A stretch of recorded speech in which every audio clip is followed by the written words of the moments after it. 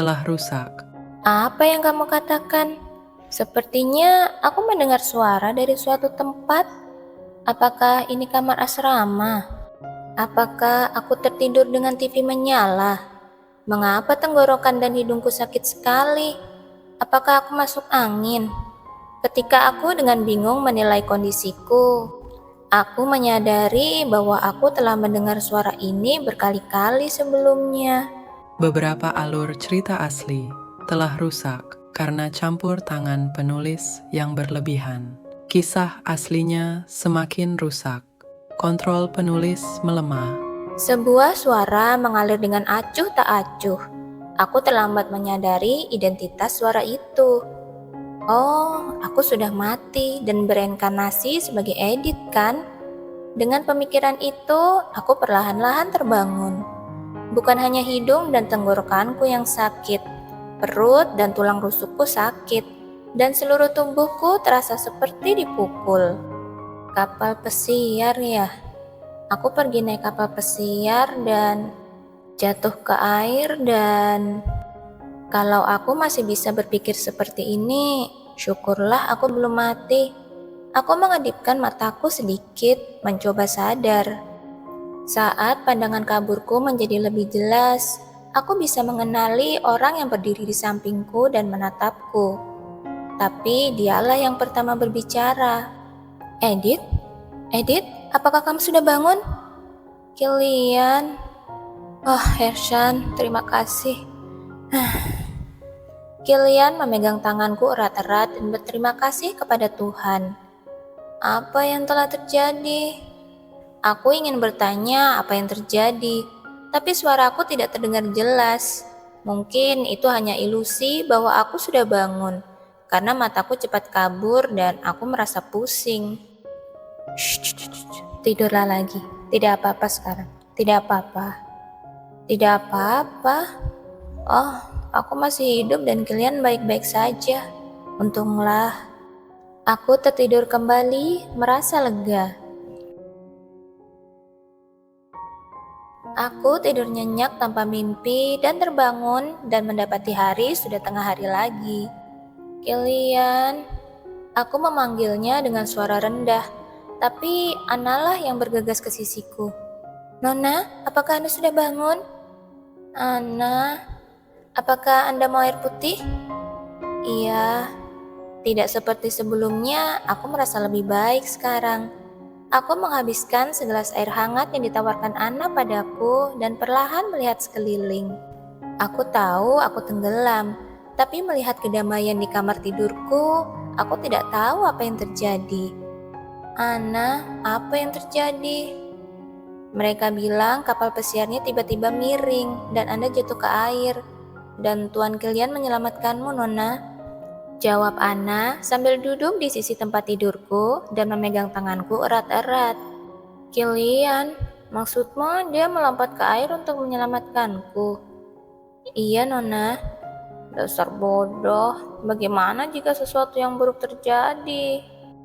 Aku meninggikan suaraku sedikit dan itu membuat tenggorokanku sakit. Aku terbatuk sedikit dan meraih lengan baju Ana lagi. Kilian, apakah dia baik-baik saja?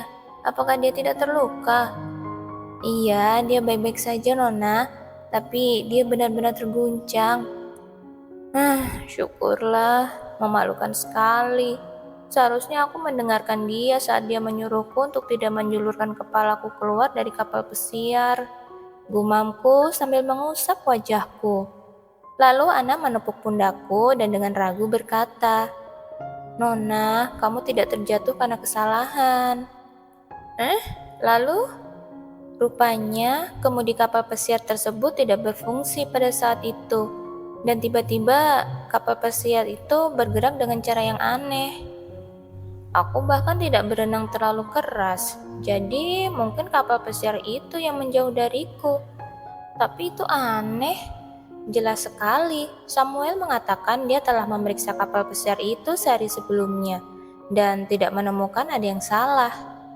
Jadi, di mana kalian sekarang? Itu dia sedang menginterogasi Paman Samuel. Apa? Paman Samuel tidak akan melakukan kesalahan seperti itu. Selama bertahun-tahun, dia mengelola kapal pesiar keluarga Ludwig. Dia belum pernah melakukan hal seperti ini. Lagi pula, dia pria yang sangat baik. Dan saya yakin dia tidak akan pernah dengan sengaja mencoba menyakitimu, Nona. Bahkan tanpa pembelaan Anna, aku yakin Samuel tidak ada hubungannya dengan kejadian itu. Pria yang bangga dengan profesinya tidak mungkin menodai kehormatannya dengan sengaja merusak kapal pesiarnya. Selain itu, suara dalam mimpiku memberitahuku bagaimana ini terjadi. Beberapa alur cerita aslinya telah rusak karena campur tangan penulis yang berlebihan.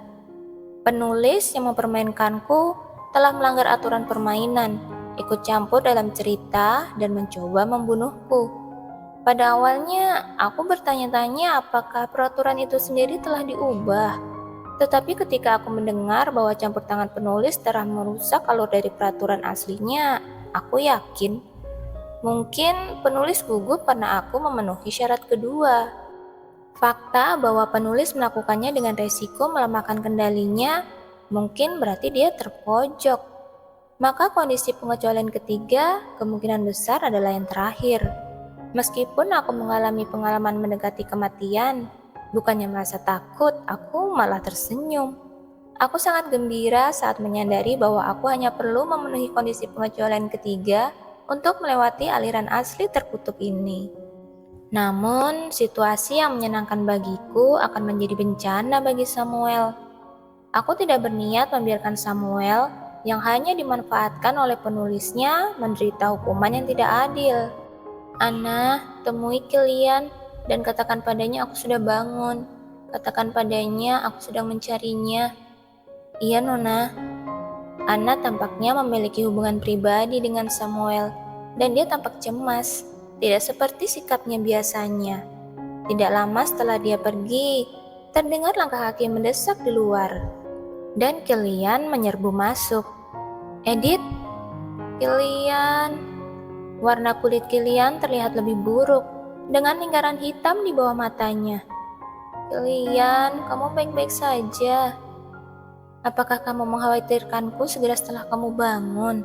Apakah kamu sadar kamu hampir mati? Iya, aku bahkan mendengar suara mulai menghitung mundur kematianku. Aku baik-baik saja, tapi kamu terlihat sangat buruk. Apakah menurutmu aku akan baik-baik saja saat kamu berada di ambang kematian? Aku tersentuh, sepertinya dia punya titik lemah padaku. Dengan lembut aku menyibakkan rambutnya yang acak-acakan dari wajahnya, berusaha untuk tidak terlihat terlalu senang. Sudah berapa lama aku tidak sadarkan diri? 3 hari, Edith. Kamu baru saja bangun untuk pertama kalinya dalam 3 hari. Apa? 3 hari? Mataku melebar. Aku tidak merasa seperti aku tidur selama itu. Bagaimanapun juga, aku harus membereskan semuanya. Kilian, apa yang sebenarnya terjadi? Kudengar kapal pesiarnya mengalami kerusakan. Kami sedang menyelidikinya sekarang. Setelah memeriksa kapal pesiar tersebut, aku menemukan beberapa skru penting di kokpit telah terlepas. Aku berasumsi bahwa Samuel mengabaikan tugasnya, atau dia dibayar oleh seseorang. Menurutku tidak begitu, Kilian. Dia adalah figuran yang mungkin tidak disebutkan dalam cerita aslinya, tapi dia sudah dikenal sebagai Samuel di dunia ini. Aku tidak ingin dia mati sia-sia di tangan penulisnya. Kenapa dia melakukan sesuatu yang bisa membuatnya tertangkap begitu cepat? Dia bahkan berada di kapal pesiar bersamamu. Aku yakin pelaku sebenarnya telah mengawasi selama ini. Kilian menghela nafas dan memelukku. Lalu dia berbisik dengan suara yang hanya bisa didengar telingaku. Aku juga pikir begitu. Itu hanya peringatan kepada siapapun itu. Kilian, tentu saja kami tidak mengabaikan penyelidikan kami terhadap Samuel. Tapi kami belum mendapatkan petunjuk apapun. Rasa frustasi karena harus menyelidiki kejahatan yang tidak meninggalkan bukti terlihat jelas dalam suaranya. Namun dengan campur tangan penulisnya yang tidak berbeda dengan Tuhan, mustahil menemukan bukti. Aku kira pelakunya tidak akan ditangkap dengan mudah. Di sisi lain, itu juga berarti mereka sangat bertekad. Bertekad untuk membunuhmu. Itulah yang kupikirkan, Gillian. Kamu perenang yang baik, bukan? Gillian mengangguk, seperti yang aku harapkan. Itulah mengapa mereka mungkin mengincarku. Tapi kenapa? Aku pikir kita perlu mengetahui siapa yang melakukannya, sehingga kita dapat mengetahui alasannya. Gillian mengangguk dan memelukku lebih erat. Untuk saat ini, fokuslah pada pemulihan dirimu sendiri. Dalam pelukan eratnya, aku menghela nafas lega untuk pertama kalinya. Aku tahu ini sudah terlambat, tapi terima kasih telah menyelamatkanku. Aku juga bersyukur kamu masih hidup. Aku menikmati pelukan Gillian beberapa saat lebih lama sebelum aku mengangkat kepalaku dan berkata, "Jangan menghukum Samuel. Tidak adil jika orang yang tidak bersalah menderita. Padahal pelaku sebenarnya mungkin adalah orang lain. Aku tahu dia tidak sengaja menyebabkan kerusakan atau mencoba menyakitimu, tapi itu kesalahannya karena dia tidak memeriksa ulang kapal pesiarnya hari itu, dan dia harus dihukum. Kalian semua sangat memaafkan kesalahan para bangsawan. Jadi mengapa kalian begitu keras terhadap kesalahan rakyat jelata?" Gillian menghela nafas, alisnya berkerut. Karena mereka yang tidak terpelajar membutuhkan pendidikan yang baik. Aku sangat tidak setuju. Aku memahami bahwa kesalahan perlu diperbaiki dan orang-orang perlu diajari tentang kesalahan mereka. Namun, kita harus lebih memaafkan mereka yang belum belajar. Siapakah yang lebih bersalah?